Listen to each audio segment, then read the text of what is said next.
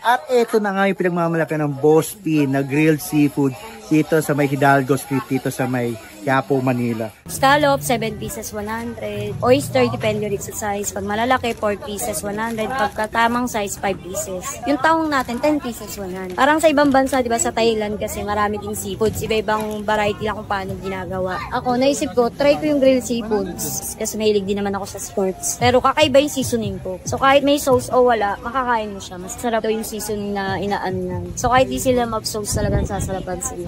Grabe tong Quiapo, no? Minsan lang mapadpad at kami ko na food trip. So ito, isa sa mga pigmalaki na itong oyster, no? Tagal ko na hindi nakakain nito, grabe. Tara, game! Nakaka-food trip at sarap. Grabe. Lalo na sa mga taga-Tayuman dyan.